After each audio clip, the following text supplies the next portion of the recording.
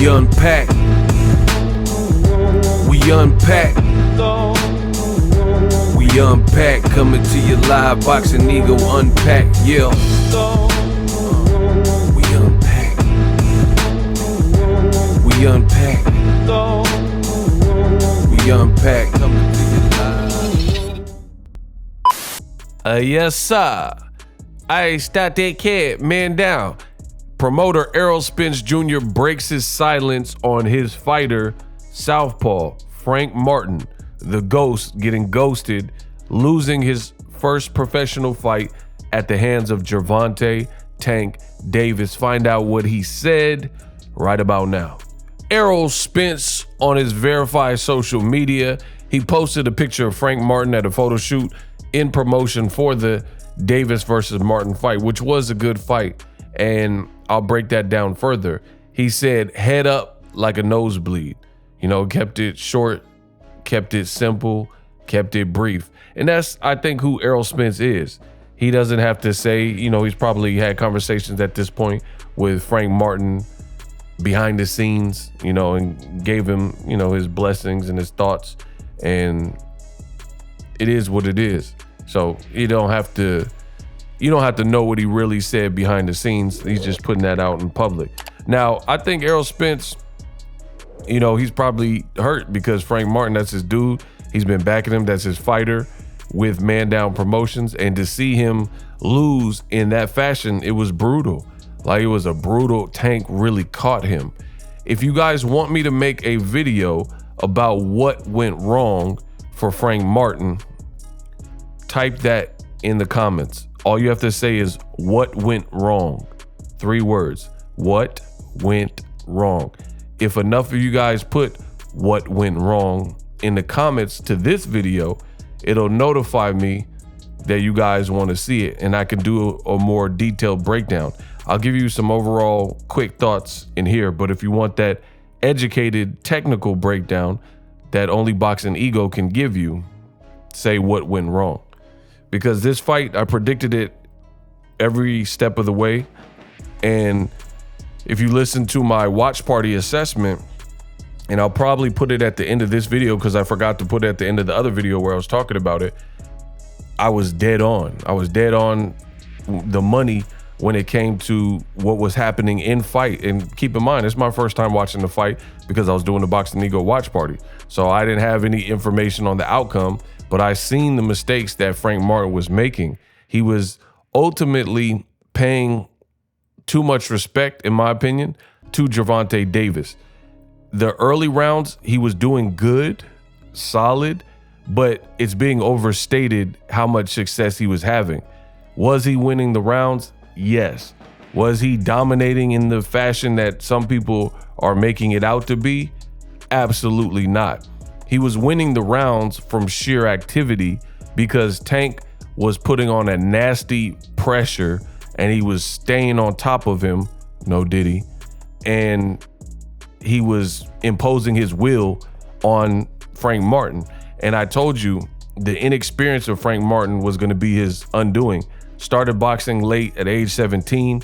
Tank's been boxing at least 10 years longer than that. I think Tank was maybe 7 years old when he started boxing. Plus, before that, Tank says growing up in foster care and being in new schools and stuff like that, Tank told you that he would end up getting in fights with kids. And so he's been fighting all his life. Like Jay-Z said, Hov can fight. Hov been fighting all his life. So what could you do to me? It's not new to me. Sue me. What's a couple dollars to me? Yup. So experience. Anybody who would listen, I kept saying that. Experience. I like Frank Martin, but experience matters at the elite level. Furthermore, Tank has had people hate on his resume and then want to fight his leftovers, which is so crazy. Even Shakur, he hasn't necessarily fought Tank's leftovers. However, he's fighting Frank Martin's leftovers in his very next fight to close off his top-ranked contract. And he's also was saying Frank Martin's not elite and stuff like that, but you're fighting a guy that Frank Martin beat, and we just seen what Tank did to Frank Martin. So what does that say about Kind of Shakur's fight with Artem Harutyunyan. You know, that looks kind of weird. But guys like Devin Haney, he's talked about fighting Pitbull Cruz. He did fight Ryan Garcia. He did fight Gamboa after Tank Davis. So it's just funny that people keep talking about, oh, Tank needs to step up his resume. But then when El Rayo fights Pitbull Cruz, everybody says they love it on the Crawford-Madrimov card.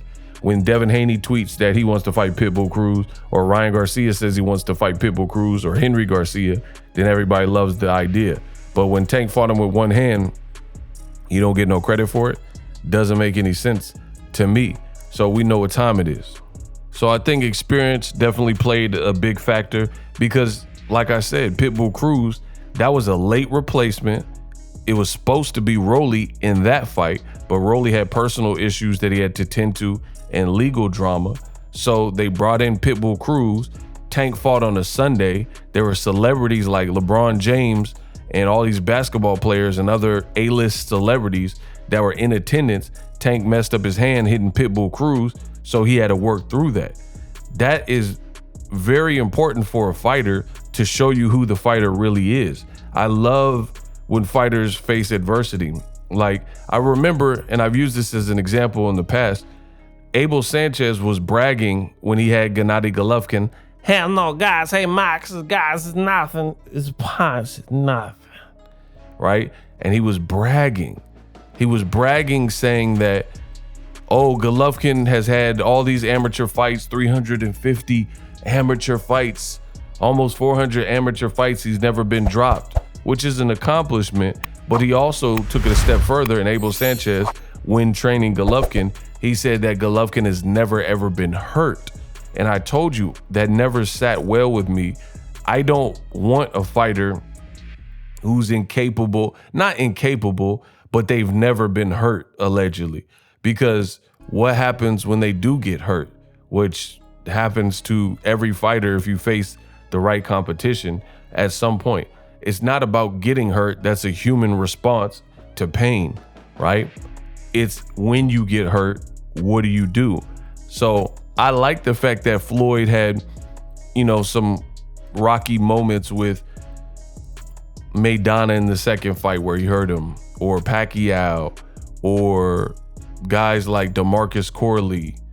You know, Cotto came and brought a very good fight.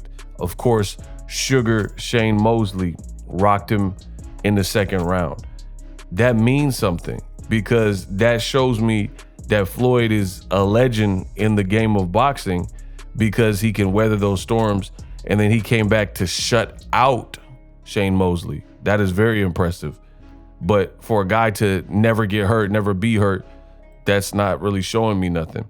I mean, even Frank Martin, he had never been dropped in a pro fight and he had never been hurt in a pro fight.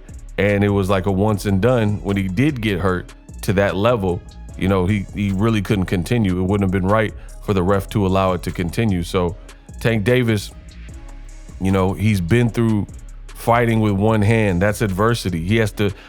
Aesop Pitbull Cruz is a rough customer. You seen what happened in the Rolly fight.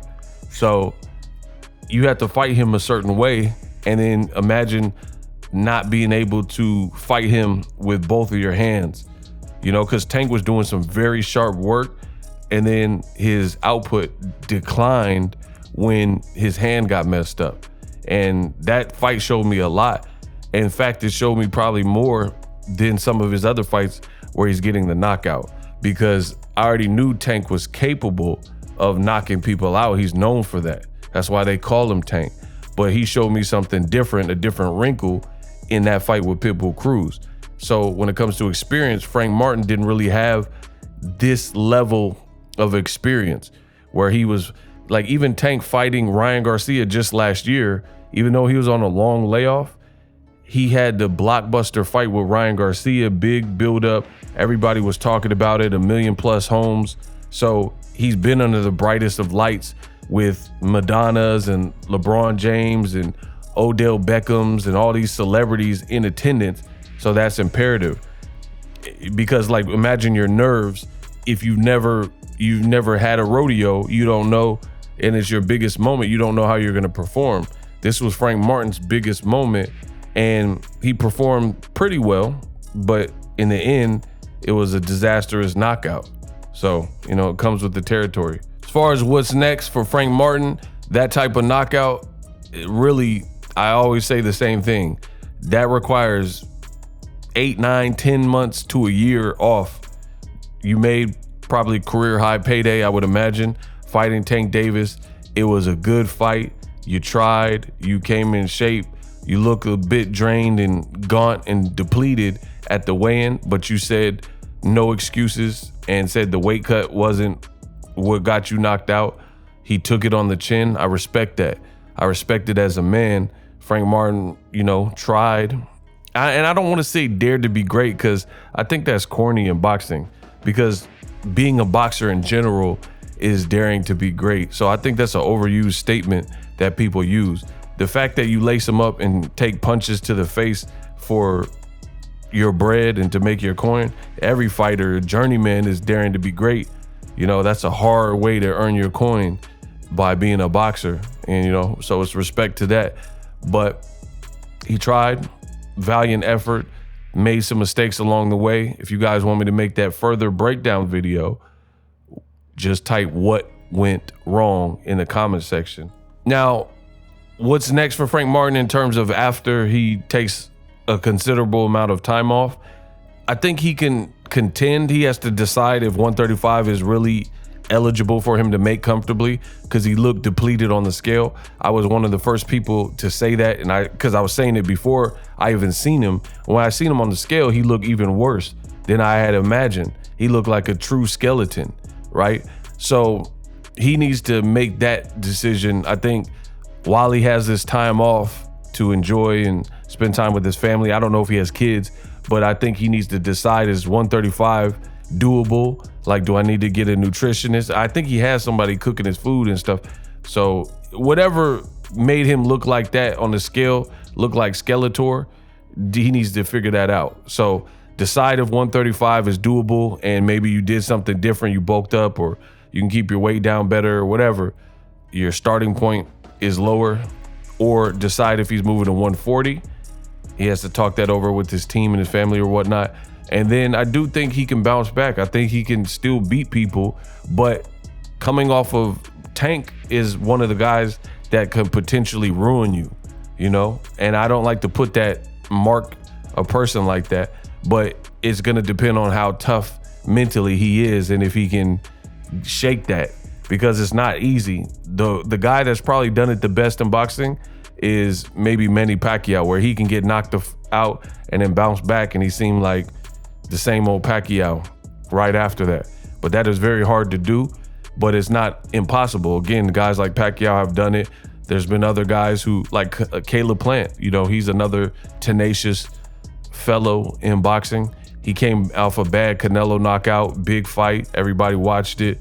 He got knocked out, came back and destroyed Anthony Durrell with the one punch, I want to say, and got the knockout. So it's definitely doable, but he has some decisions to make in terms of the division. And I think he could be formidable if it's the same Frank Martin mentally, because physically hopefully he'll be cool if he takes the appropriate time off. But mentally, are you the same fighter? Do you doubt yourself? Do you have the same belief? And that's the question all fighters must answer. But check out this video.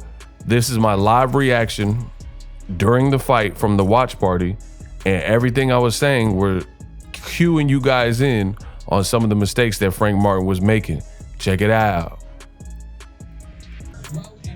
See, Tank's just cutting off the ring and making him like, body shot Tank. Oh, okay. For these early rounds, I like what Tank's doing. You got this muscle-bound dude, and he's inexperienced at this level. Tank's not really showing him much of anything, but he's still putting in a mean presence and pressure. Golovkin does this too, where it's like Golovkin don't be like, he'll throw a jab or something, but he's dangerous, but he's like just staying on top of you, staying on top of you, staying on top of you. You move that way, I move that way. So he's just like cutting off the ring and putting a nasty presence, even though he hasn't really got off offensively. Okay, Frank Martin with a combo, but a lot of it was blocked. Frank got to get out them corners. I don't like that. Nice left by Tank. See, I feel like Frank Martin's biting on everything. I don't like that. That's not a good sign to me. Frank Martin, everything is a reaction. Bro, he keeps like, remember I tell you in life is about being proactive more than being reactive. What I'm looking at is Tank is like, Tank's style is carbon monoxide. Like, you don't realize it, but you in the car and then the carbon monoxide is on and you fall asleep, then you die in the car. You see what I'm saying? Like carbon monoxide, you're not paying attention to it, but if you fell asleep in the whip and the carbon monoxide, it's like slow, it's like a slow grind, like a slow burn. You see, like Martin's right here, his jab is cool, he's boxing, but it's not keeping Tank at bay enough for me. Like you're throwing all these punches and then you keep getting into the ropes. I don't understand that. Hey, that was a sneaky shot. I don't know what. Okay, Martin trying to come alive. Bro, he caught him with a sneaky shot. It was stupid sneaky. Oh, nice two-piece by Tank. See, Martin slowing down right here.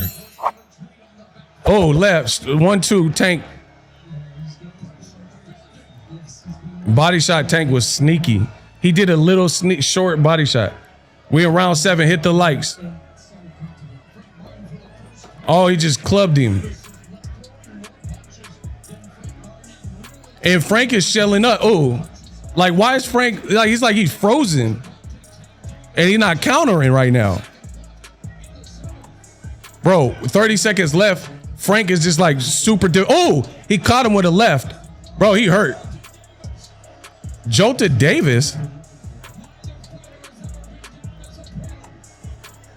Oh, they must have changed at the same time.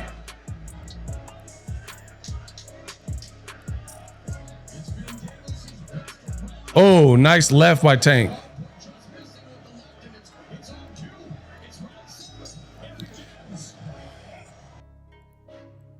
Bro, they talking about Jolted Davis. They just showed it again. It looked worse for Frank. The replay looked worse for Frank. They like trade.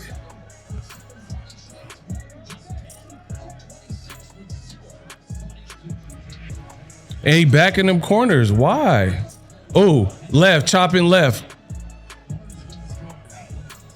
I don't know why he keep going back there. See. Oh, battering left. Why is Frank in the corner taking these lefts? Oh, he's down. He's out. He's out. Told you. Told you. He's out. He's out. I told you. Bro, I told you. He on Tank on the. I told you he was out. Bro, he about to hit a backflip. Bro, did they even call it? Bro, he started. I told you. I told you I'm the best. I don't even know if they counted. I don't even think they counted. Tank already knew he got a body. I told you I'm the best in boxing. Slept him.